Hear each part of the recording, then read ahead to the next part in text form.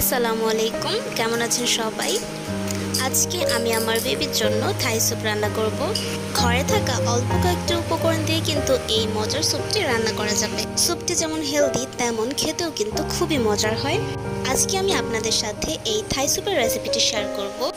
আশা করি আমার আজকের রেসিপি আপনাদের ভালো লাগবে, আর ভালো লাগলে অবশ্যই লাইক, কমেন্টস ও শেয়ার করে আমার চ্যানেলের সাথে থাকবেন।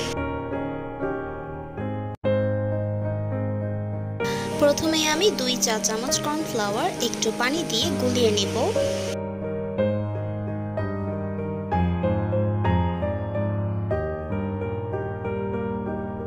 এরপর আমি এখানে 2টো ডিমের কুসুম ভালো করে হাত দিয়ে ফেটিয়ে নিচ্ছি, আর যে কর্নফ্লাওয়ারের মিশ্রণটি ছিল সেটা আমি এটার সাথে মিশিয়ে নিচ্ছি।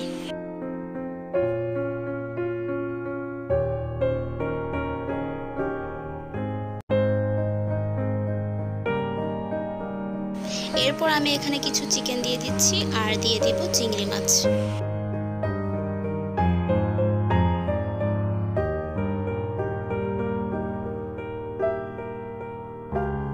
এগুলো আমি একসাথে মিক্স করে রাখলাম যাতে আমার পরবর্তী কাজের জন্য সুবিধা হয়। এখানে আমি 2 কাপ পানি নিয়েছি, আর এটা ভালো করে বলক চলে আসলে আমি হাফ কাপের মতো টমেটো সস দিয়ে দিব।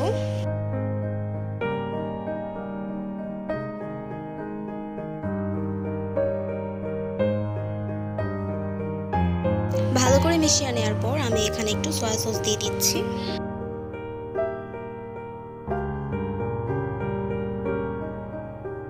এরপর আমি এখানে দিয়ে দিচ্ছি আদা আর একটা কাঁচামরিচ। যেহেতু আমি আমার বেবির জন্য তৈরি করছি তাই আমি বেশি একটা ঝাল দিব না। 1 চামচ চিনি আর পরিমাণ মতো লবণ দিয়ে দিচ্ছি।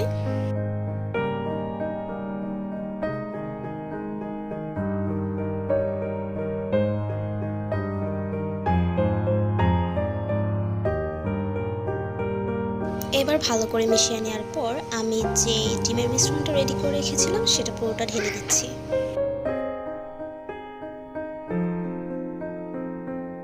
এবার এই স্যুপটাকে ভালো করে জাল করে একটু ঘন করে নেব।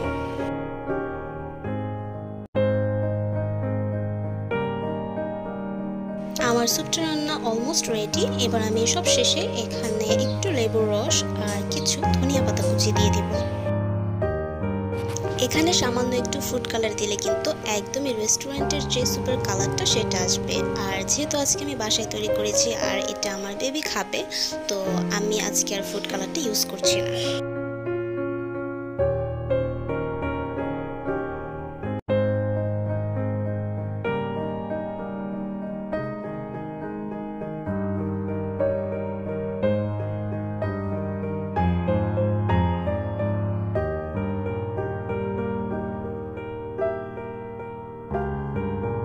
এবার এই স্যুপটি আপনি গরম গরম পরিবেশন করে নিতে পারেন।